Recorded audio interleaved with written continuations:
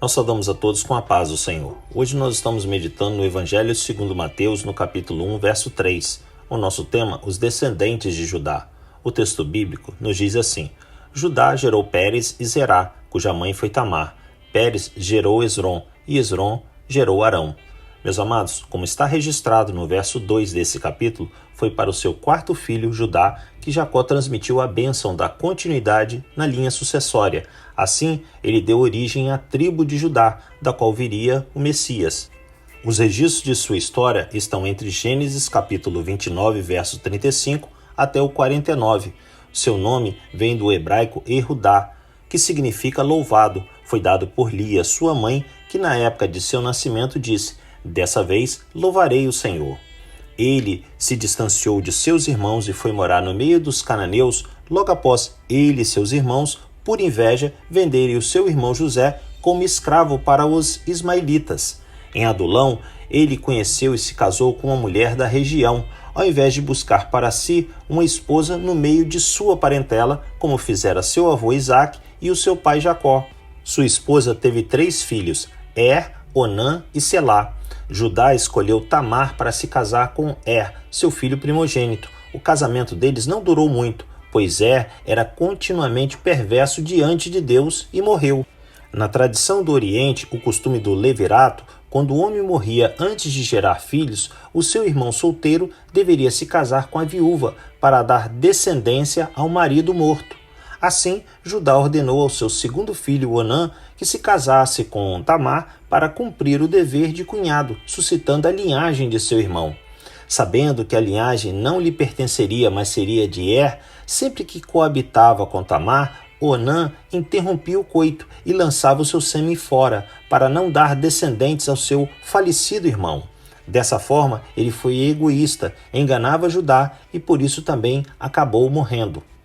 Embora Judá tivesse pleno conhecimento de que a promessa estava sobre a sua descendência, a mesma que o Senhor tinha feito aos seus antepassados Abraão, Isaque e Jacó, com as mortes de seus 2 filhos e o medo que Selá também morresse, ele não quis que seu filho mais novo se casasse com Tamar e a enviou para a casa de seu pai. Para ganhar tempo, pediu que ela aguardasse até que seu filho se tornasse adulto. Mas, na verdade, ele achava que Tamar era a causadora das mortes de seus filhos, ao invés de reconhecer que a causa de suas mortes tinham sido suas próprias iniquidades. Muitos dias se passaram, Judá ficou viúvo e não cumpriu a promessa a Tamar. Quando ela entendeu que Judá jamais cumpriria a sua responsabilidade como sogro, ela resolveu colocar em prática um plano para proteger os seus direitos de esposa e garantir a herança de seu falecido marido.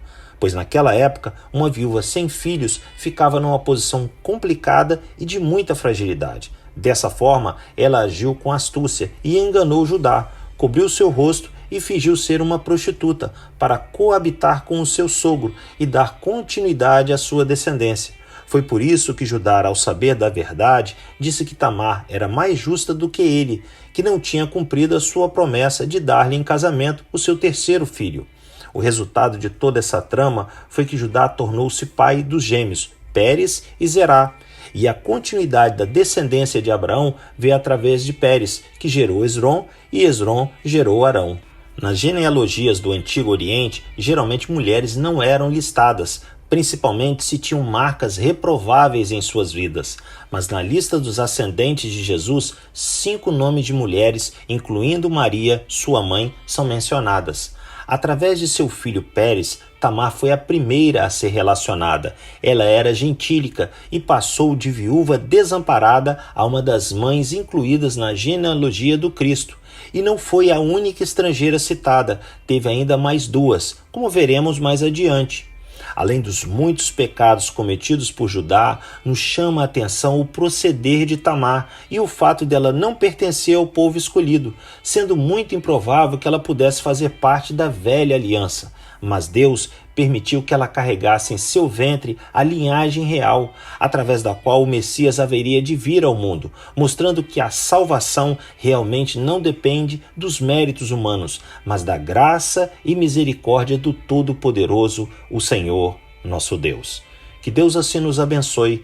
Amanhã nós daremos continuidade a essa maravilhosa história do nosso Senhor e Salvador, Jesus Cristo.